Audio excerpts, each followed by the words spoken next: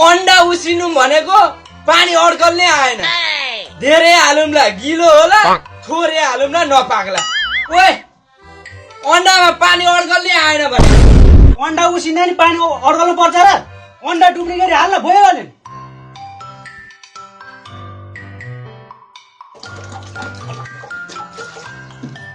लिए अंडे डुब्दैन नि त।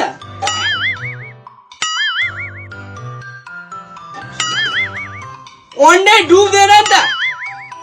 लिए ए भाँडो सानो भयो होला।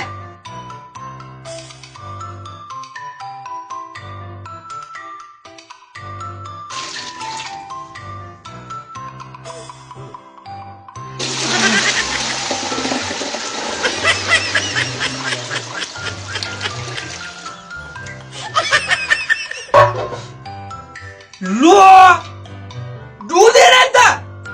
लिए लिए ओए अंडे डुब्दैन नि त। यत्रो पानी हाल्छ कि अलिकति डुबी भयो नि तै डुब ल डुब अब डुब्छ